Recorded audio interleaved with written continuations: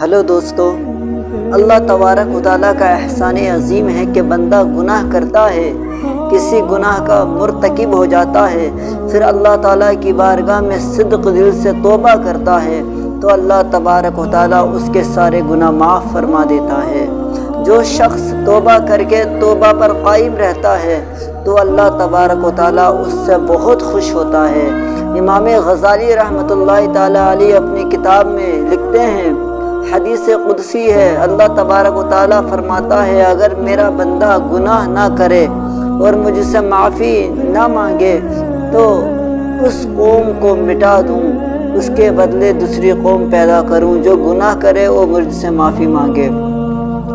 برادران اسلام، توبہ کا دروازہ ابھی تک کھلا ہے، انسان کو نا امید نہیں ہونا چاہیے۔ توبہ کا دروازہ اس وقت بند ہو جائے گا جب سورج پچھم سے طلوع ہوگا،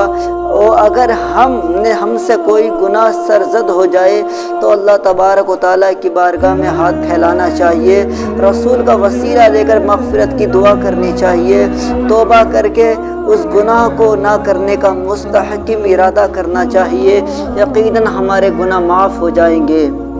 عذاب الہی، قوم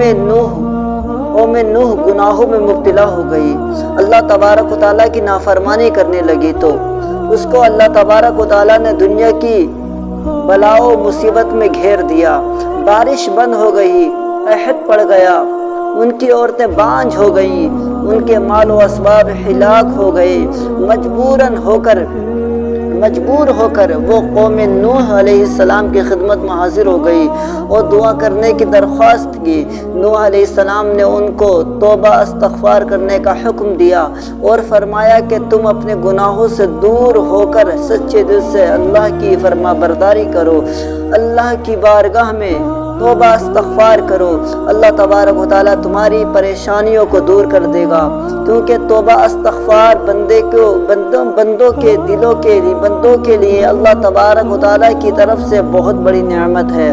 برادران اسلام، ہم کو توبہ استغفار کرتے رہنا چاہیے، گناہوں سے بچتے رہنا چاہیے، کیونکہ توبہ استغفار کرنے والوں سے شیطان دور ہو جاتا ہے۔ توبہ کا وجود آپ غور کیجئے تو پتہ چلے گا کہ گناہ کی ابتدا آدم علیہ السلام کے زمانے سے ہے۔ آپ قرآن و حدیث کا مطالعہ کریں تو پتہ چلے گا کہ توبہ کا وجود گناہوں سے بہت پہلے ہے۔ حدیث میں ہے، سرکار دو عالم صلی اللہ علیہ وسلم نے ارشاد فرمایا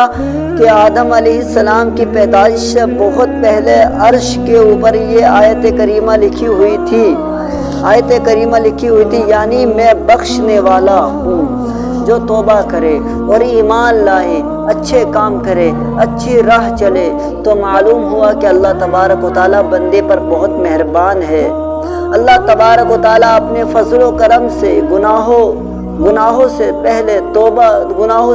توبہ کو پیدا فرمایا تاکہ انسان اگر گناہوں میں مبتلا ہو جائے توبہ کر کے استغفار کر کے مجھ سے معافی مانگے کہ گناہوں کی مغفرت کرا سکتا ہے۔ اللہ تبارک و تعالیٰ اپنے بندوں پر بہت مہربان ہے، لیکن ہم لوگ گناہوں پر گناہ کیے جاتے ہیں، لیکن اللہ تبارک و تعالیٰ سے معافی نہیں مانگ رہے ہیں، اپنے گناہوں پر دلیر ہوتے جا رہے ہیں۔ ہمیں اپنے گناہوں کا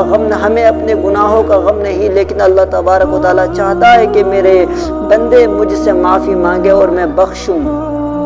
اللہ تبارک و تعالیٰ کی خوشنودی، اللہ تبارک و تعالیٰ توبہ کرنے والوں سے بہت خوش ہوتا ہے۔ روایت میں آیا ہے کہ اللہ تبارک و تعالیٰ توبہ کرنے والوں سے خوش ہوتا ہے جیسے کہ کوئی مسافر کسی سواری سے بیابان میں سفر کر رہا ہو اور وہ سواری رک کر آرام کرنے لگے اور اس کی سواری غائب ہو گئی، پھر تھوڑی دیر بعد اس کی سواری مل گئی تو مسافر خوش ہو جاتا ہے، اسی طرح اللہ تبارک و تعالیٰ توبہ کرنے والوں سے خوش ہوتا ہے۔ سرکار مدینہ صلی اللہ علیہ وسلم ارشاد فرماتے ہیں، اللہ تبارک و تعالیٰ اپنے پیارے حبیب سے فرماتا ہے کہ میرے پیارے حبیب تمہاری امت کے متقیوں کو ڈراؤ اور گناہ گاروں کو خوشخبری دو، کیونکہ اگر میں تمہاری امت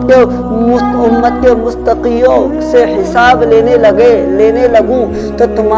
میری دی ہوئی نعمتوں کا حساب نہ دے سکے گا، اس لیے میرے انصاف سے جہنم میں چلا جائے گا، مگر میں اپنی رحمت سے اسے جنت میں بھیج